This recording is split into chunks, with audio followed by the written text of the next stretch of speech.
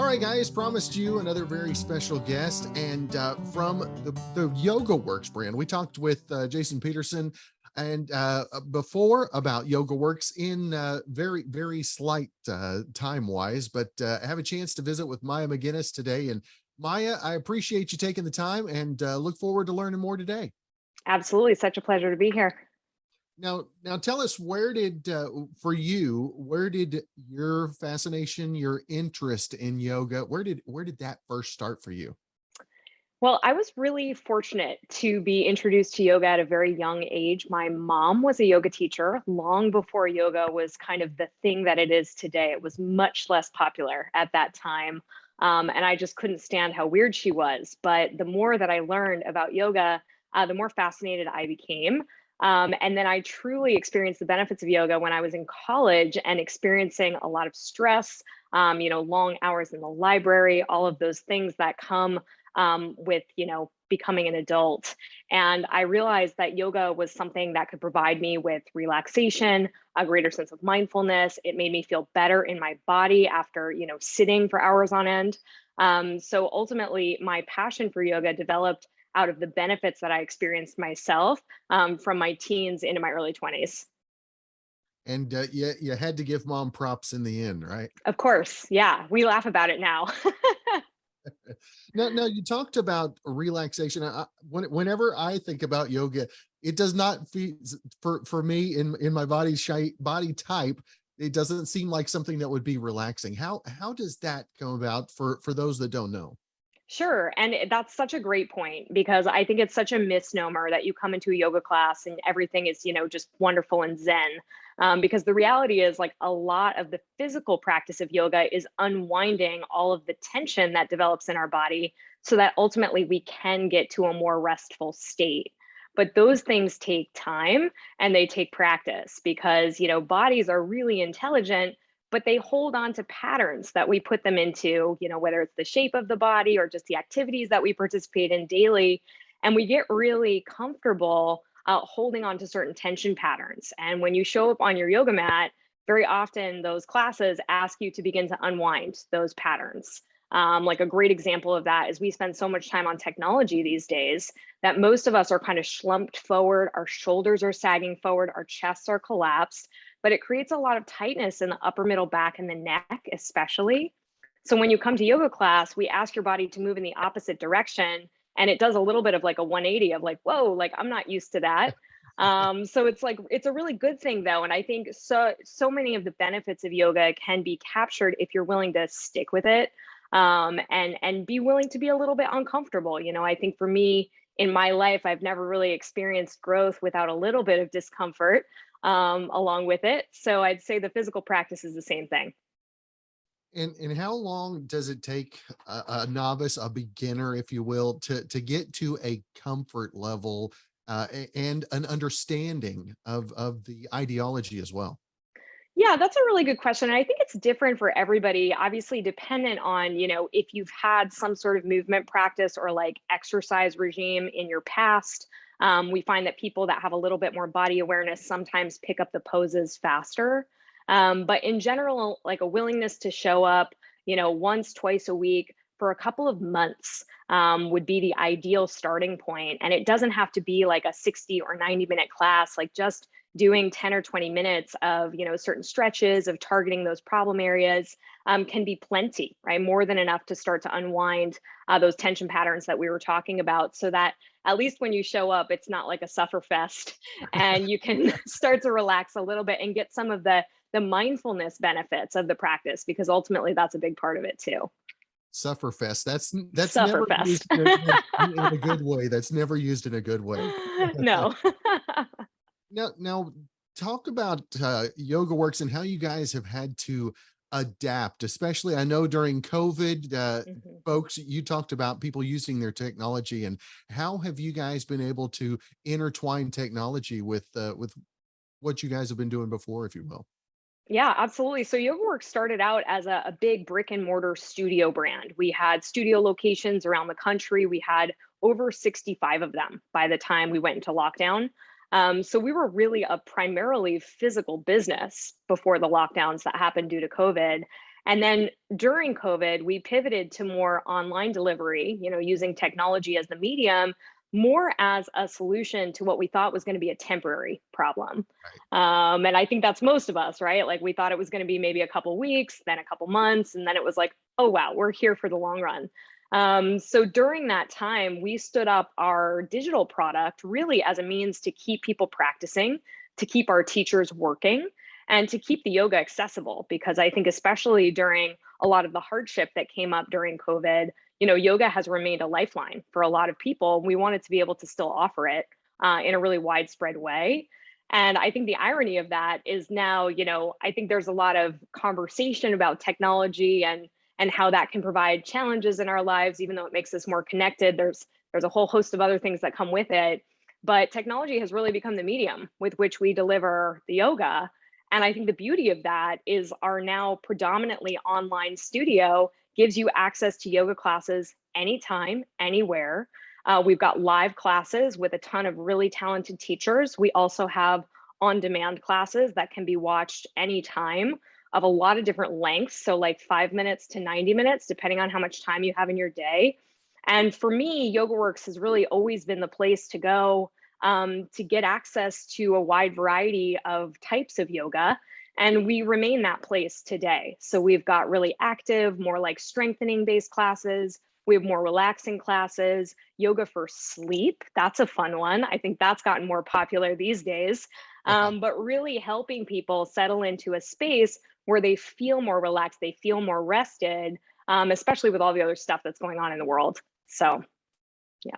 That's right. Now, how has your mindset toward technology changed over the last couple of years when it was first having to be introduced, and to what how you see it today being able to reach others? It's a great question. And I think my mindset, and I know a lot of people in the yoga community's mindsets, has changed really significantly over this time.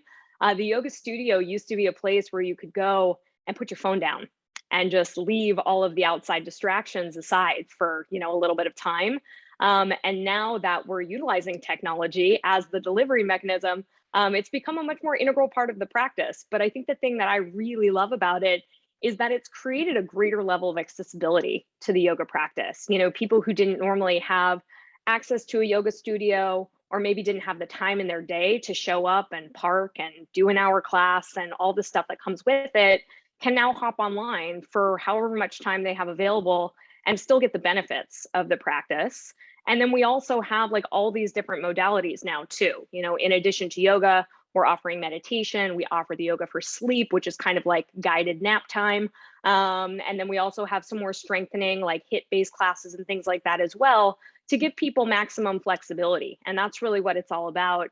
No pun intended, but it gives people the flexibility to find the yoga that works for them and then make it a consistent habit. And how much different does a person's yoga routine differ from another? There can be a lot of variability. And I think this to me is like one of my most favorite things about yoga is that there is generally a style of yoga, a level of yoga that suits everybody. And it's just a matter of finding your way to the right classes and the right teachers that resonate with you. Because for some of us, even just based on life stage, when you're younger, in theory, you have a lot more energy. You've got to like get your yayas out. There's classes for that, right? There are classes where you go in and you work really hard and you sweat a lot. And then there are also classes for those days where you don't have as much energy and you use them more as like cross training for the other things that you're doing. And then you can use them to stretch and do some other more passive forms of movement that really complement the more active stuff. And then, depending on life stuff that comes up, we even have like pre and postnatal options so that moms to be and newer moms have options to get back to moving their bodies in ways that are healthy and really safe, just given the other stuff that they have going on in their bodies. So we have a lot of variety in the programming that we offer, and that really suits the needs of a lot of people out there because for everybody, it is a little different. And what is some of the feedback that you've gotten over the last couple of years of people that have been doing the yoga remotely, if you will? People love it. I was super shocked. I am also a teacher at YogaWorks, so I teach 2 classes a week on our platform. And initially, many of us who were very used to teaching in studio thought that it was just going to be a temporary thing. People were doing it online because they had to. The minute that studios opened back up again, they would run back into the studios. But students have really responded well to the online classes. It gives them flexibility. Even something like if you had to leave a class early, I know some days in the old days, I call it pre-pandemic, you had to get up and disrupt the class. But now you just sign offline, no disruption. If you can only do 30 minutes, that's totally fine. And then it gives people the opportunity to explore and access a ton of different teachers from around the country, even around the world, that people didn't otherwise have access to. So you used to be really limited to what you had in your geography. And now you get access to all these like really experienced, really talented teachers that are literally all over the world. That's pretty awesome. Yeah. Now, I know that we talked before we came on about talking about a few exercises. I mean, I'm talking exercises that even I could possibly do. What Sure. is a good starting point, if you will? So just moving your body around is a great starting point. And I think so very often, because of the way that we live our lives, many of us are seated most days, every day, or we've got limited variability in the position of our bodies. We forget that just moving around actually helps the body a lot. So it's really simple things. You can stay seated as you do them, but even something like rolling your head around in a circle, like little neck rolls, side to side, one ear to one shoulder, one ear to the other shoulder, things like that can actually help bring a lot of freedom into the soft tissue. Yeah, that's holding up your head, which is obviously very important. But you want to make sure that it's well supported. So it's little things like that. And even, I think one thing that I actually do with my YogaWorks team that supports the business and even Go Digital more broadly, which is, the Jason's company that owns our company, is just simple breathing exercises. So very often every day, if you think about it, you may catch yourself holding your breath. And when you hold your breath, you're basically telling your nervous system that something is wrong. So just in keeping your breath smooth and deep, inhale, exhale, remind yourself, it helps a lot. It has a much bigger impact than one would think. So, I have a thing even on my Apple Watch where every hour I have a reminder to stand up. Every hour I have a reminder to take a breath. And if you don't have a device, no big deal. You can just remind yourself when you think about it, stand up, move around a little bit, sit down, take a deep breath. It really helps to just reset your entire system and your entire day. That's good information. That is good Yeah. information. If folks want more information about Yoga Works, see how they can fit it into their own personal lives as well, where's the best place for folks to get that information? The best place to find us is online. We're yogaworks.com, one single word. Again, yogaworks.com. And on there, you'll see our live schedule. You can check out our on-demand library. You can check out some of our teacher bios, get to know the talent a little bit better. And then we also have a single studio location in Los Angeles, California. If anybody is interested in visiting us in person, there's more information on the website as well. Well, that's cool. Well, Yeah. Maya, it has been great to visit with you today. I feel like I've learned something, and even somebody like myself can apply some of the principles. Absolutely. Such a pleasure to be here. And Maya, I hope you have a great rest of your week, and look forward to talking again soon. Thanks, Cameron.